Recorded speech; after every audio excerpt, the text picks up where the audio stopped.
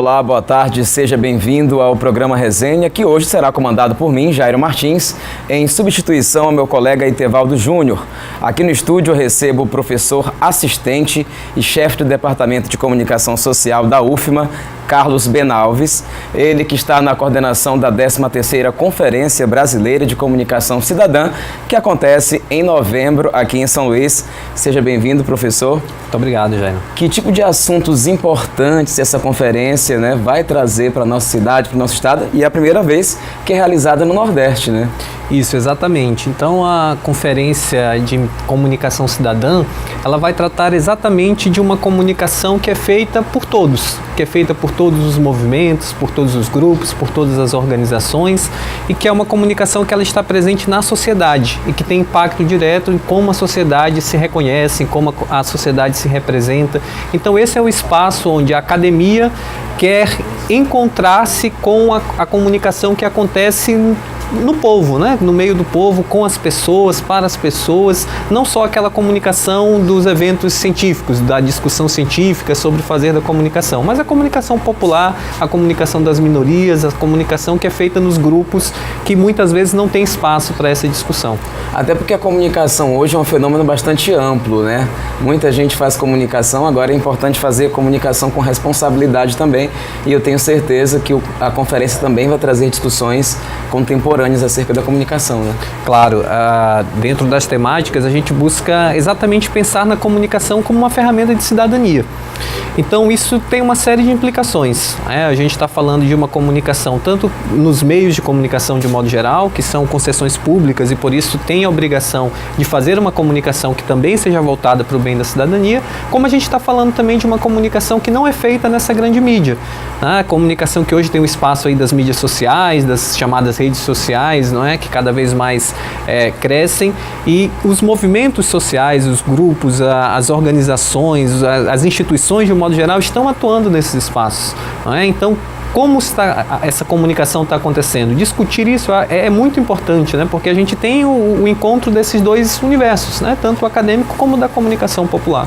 Professor, a conferência também vai trazer discussões importantes acerca dos direitos humanos, né? Que a gente comemora aí 70 anos, né, da Declaração Universal dos Direitos Humanos, em um momento como esse, em que se discute tanto a questão dos extremismos, né, de discursos muito acalorados. É importante também trazer isso, né, para a sociedade, para a comunidade acadêmica, para os comunicadores em geral.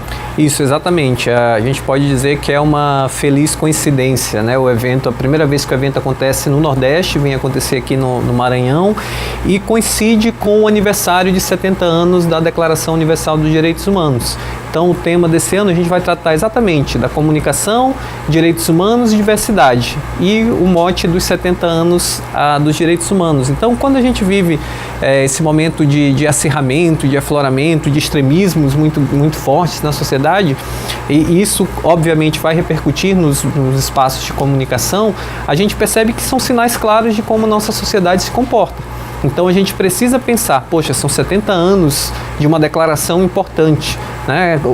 Quais avanços efetivamente, sobretudo pensando no espaço da comunicação, nós conseguimos com esses 70 anos, não é? O que ainda está precisando melhorar, o que está faltando. Então essa discussão precisa, não só é uma data comemorativa, os 70 anos, mas é uma data que propõe também a reflexão sobre como nós estamos comunicando, trabalhando a comunicação nessa perspectiva dos direitos humanos. Tem vários outros eixos temáticos também, né? Eu vi comunidades tradicionais, discussão sobre território. Como é que foi pensado, né, essa série de eixos que serão apresentados lá? Pronto, a programação do evento ela é bem diversificada nesse sentido. Como a gente está tratando dos direitos humanos, a gente sabe que aí a gente está falando de um cabedal muito grande de direitos e de possibilidades de atuação. Então a gente acabou estruturando os eixos em grupos e algumas temáticas para os modos como as pessoas podem participar do evento. Então a gente vai estar discutindo temas ligados a território, a identidade, a questão de gênero, questão das minorias, questão de formação ética, formação cidadã. Então são diferentes pontos que estarão presentes para que cada grupo, cada movimento, cada atuação popular mesmo nessas áreas possam se sentir contempladas. A questão das religiosidades, né, das diferentes formas de contemplação desse universo religioso, como comunicar isso, como trabalhar a comunicação nesses espaços, né? Então a gente espera um evento bastante inclusivo, né? A gente costuma dizer que a lógica do nosso evento é que ninguém se sinta não participante ou não atendido, né? É um evento que busca exatamente a diversidade. Então, há também a participação dos alunos da universidade, né? Como é que tem sido a aceitabilidade, né, do núcleo de comunicação da universidade, da coordenação do curso?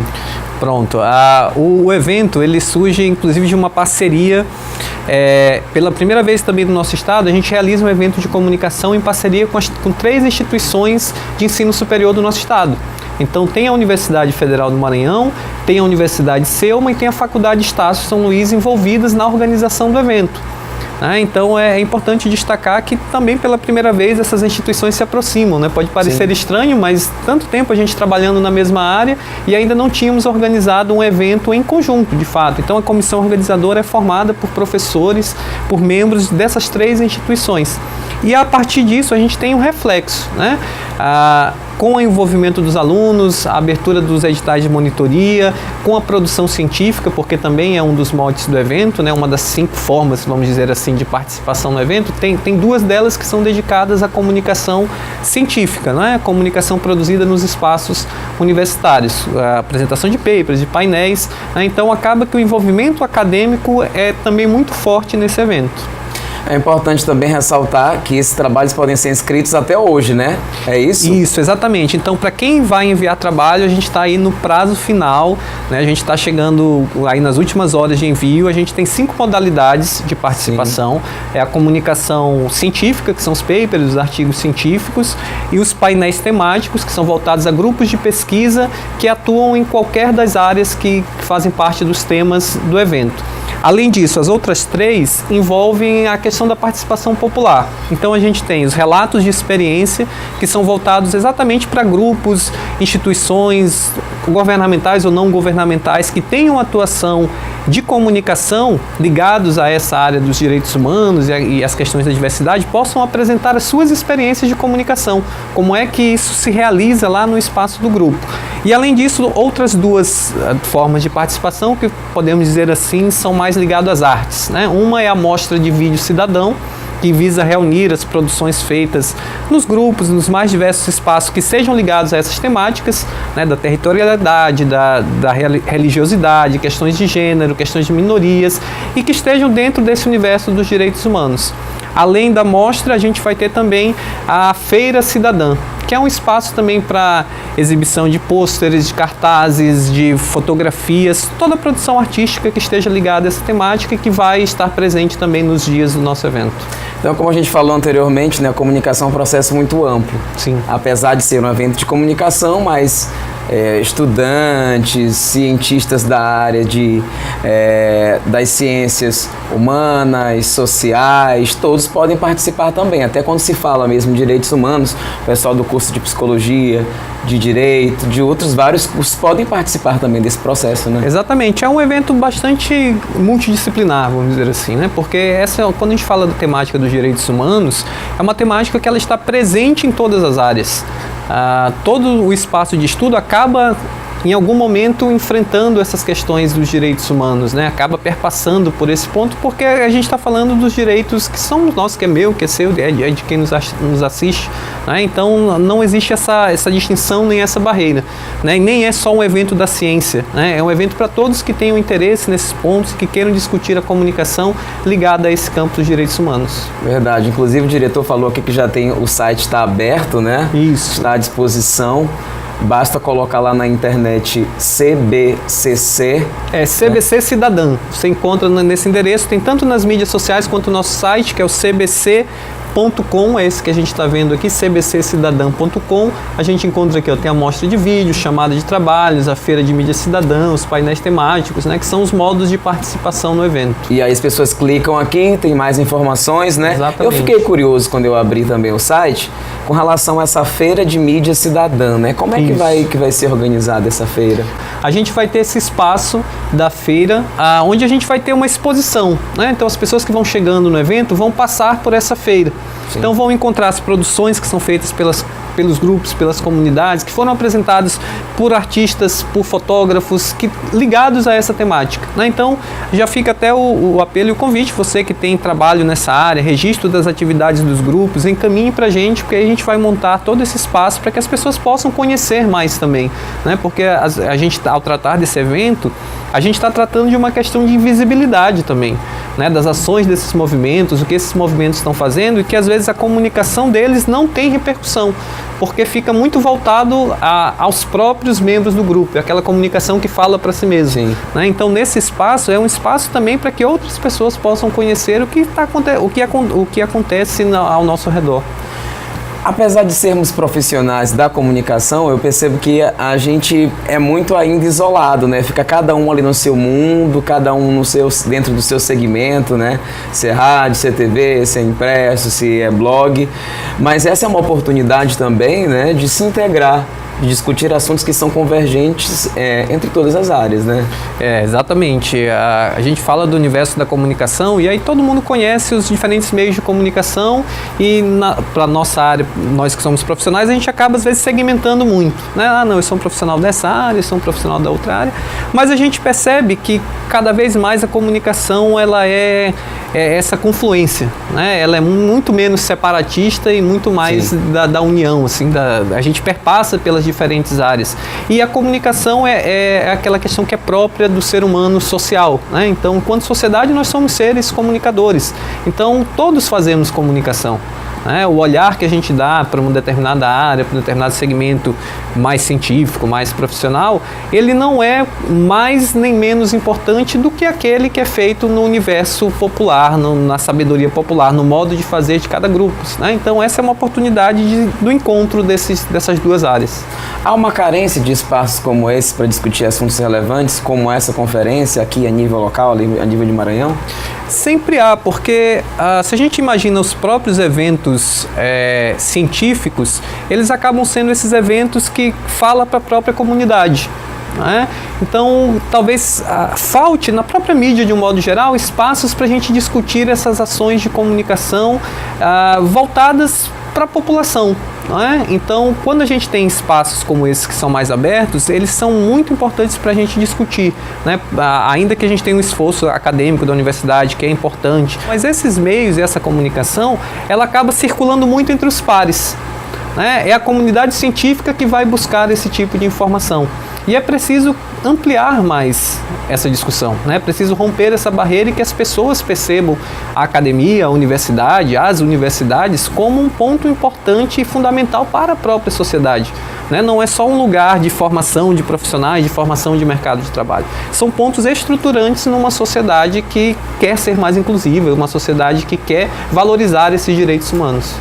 Verdade, professor. A gente vai rapidamente agora para o intervalo comercial. Daqui a pouco a gente volta.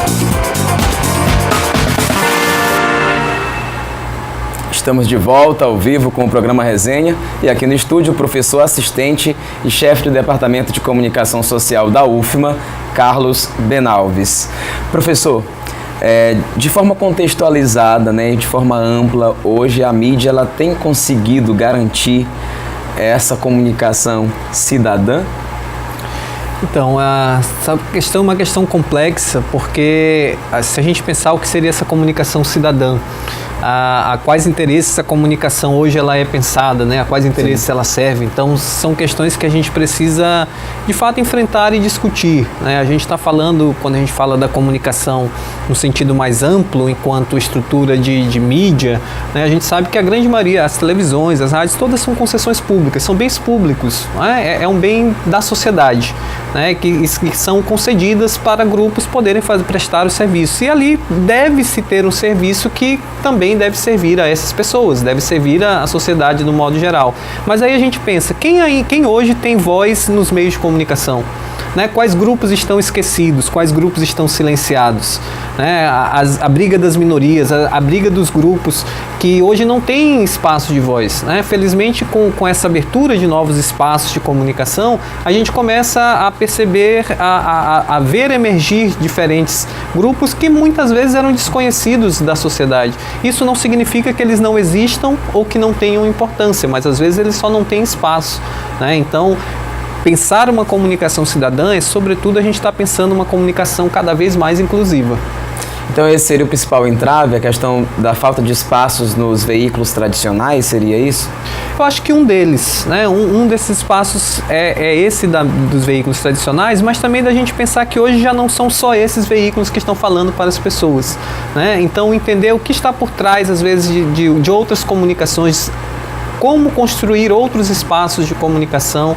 A gente fala de comunicação comunitária, né? Quais espaços as nossas comunidades têm, as comunidades mais tradicionais, né? Esses grupos têm para mostrar a sua voz, para colocar a sua opinião. A gente fica com uma repetição muito forte de opinião, assim, as vozes autorizadas da sociedade parecem ser sempre as mesmas vozes, né? Então, por que não dar espaço a essas outras pessoas? Por que não buscar a voz desses que até então estão no seu canto, né? Não são ouvidos? Então, essa discussão é que a gente pretende também com essa conferência, que já está na sua 13ª edição, né? Mas que discutia isso em outros cenários, em outros contextos, muito mais ligado ao Centro-Oeste, ao Sul, onde aconteceram as outras edições, e que agora, em virtude também dessa própria necessidade de diversidade de vozes, né, vem ao Nordeste, né, também trazer uma conferência que é brasileira. Então a gente vai receber aqui pesquisadores que vêm de outros lugares, que também vêm para conhecer o que está sendo feito aqui no Maranhão.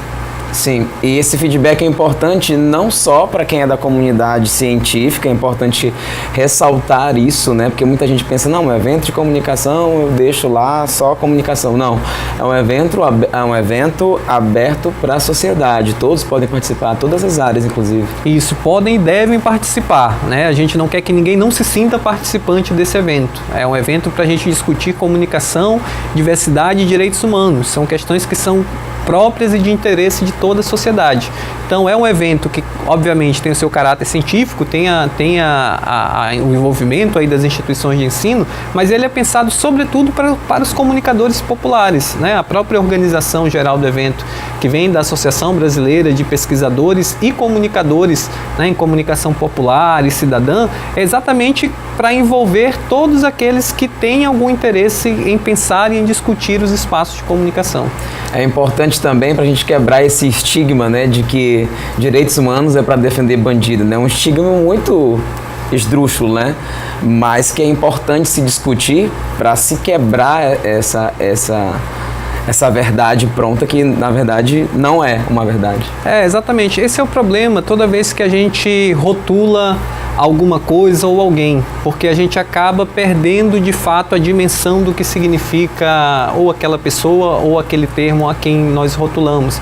Então, se a gente associa direitos humanos a essa questão da proteção ao bandido, a gente está perdendo toda uma outra dimensão que é tão ou mais importante do que a gente ficar preso a um ponto específico, não é?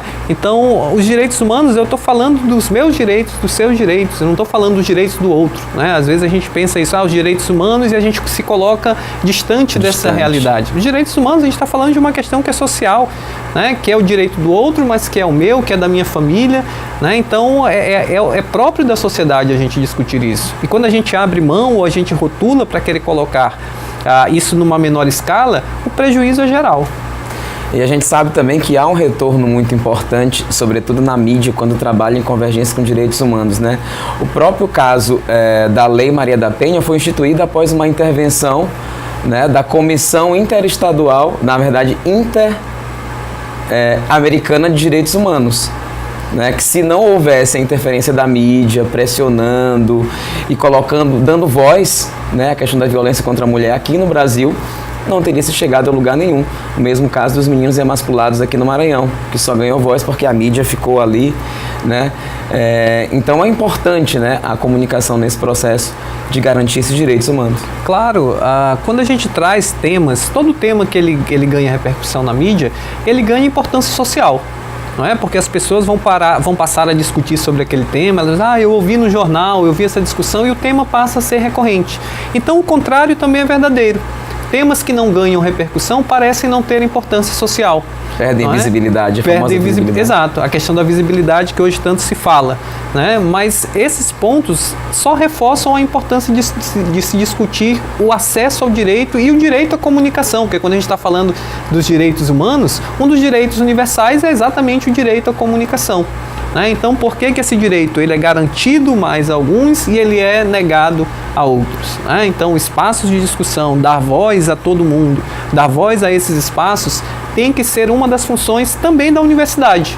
Né? A universidade também deve se propor, e de fato está fazendo, a abrir os seus espaços para essas discussões.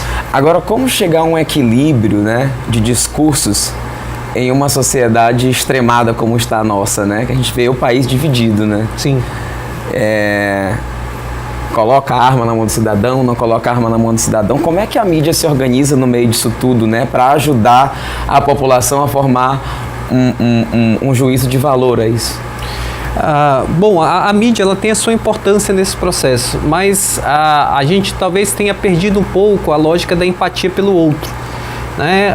E quando a gente perde essa questão de reconhecer o outro como alguém que tem os seus direitos, eu passo a ter um problema social muito amplo, porque eu só quero que os meus direitos sejam garantidos, e aí eu tiro um pouco dos meus deveres, porque essa é a balança, esse talvez seja o equilíbrio que falta. Né? A gente tem uma sociedade que cada vez mais é uma luta por direitos, mas um esquecimento dos deveres do cidadão, que é tão legítimo quanto os seus direitos. Né? Então, quando eu passo a não exercer os meus deveres de cidadão, como, por exemplo, o de respeitar o direito do outro, a gente passa a ter esses confrontos cada vez mais exacerbados, porque a gente espera que você tenha o seu direito à voz desde que você concorde comigo. Sim. Né? Então, esse talvez é o grande problema. E a mídia não pode colaborar com esse tipo de discurso. Né? A mídia deve ser o espaço exatamente onde a gente encontre a pluralidade de vozes, porque aí sim a gente vai dar condições à sociedade para que ela reconheça aquilo que está acontecendo de forma clara, né? Não apenas ficar mostrando um ponto de vista, um modo de pensar, um modo de olhar uma realidade. A conferência traz essa pluralidade? Busca trazer essa pluralidade, assim, está aberta a todos que queiram participar, as temáticas pensadas são na lógica dessa pluralidade para que a gente possa ter uma diversidade maior de vozes, né? Eu acho que só o fato da gente não ter um evento estritamente científico, a gente já está trazendo outras vozes para essa discussão, já está dando importância a outros saberes. E não é numa lógica de comparação, assim, a gente não está convidando os movimentos populares a essa comunicação que é feita fora da universidade apenas para o olhar estranho do exótico. Não, a gente está trazendo para discutir com eles como iguais, como aqueles que também produzem, que fazem comunicação. Então, as inscrições para os trabalhos científicos terminam hoje, ainda dá tempo quem não se inscreveu. Isso. E para as outras discussões, para as mesas temáticas, como é que é? E aí a gente tem mais tempo, né? É só acessar lá no site cbccidadão.com, você acessa lá e pode fazer a sua inscrição para participar. Quem não, a inscrição, ela também é no sentido de quem quer receber o certificado depois. Se você quiser só chegar lá ganhar as horas. Os alunos sempre precisam, né?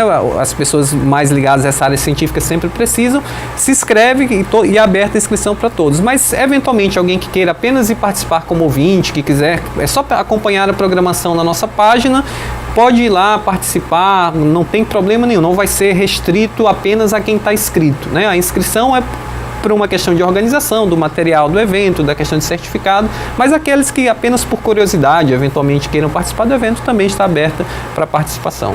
E a sociedade também pode participar, claramente, né? Exatamente. A sociedade é a nossa grande convidada do evento. Professor, muito obrigado pela sua participação em nosso programa. O Resenha volta na próxima quarta-feira, depois do programa do Zé Cirilo. Obrigado pela sua audiência e até quarta-feira.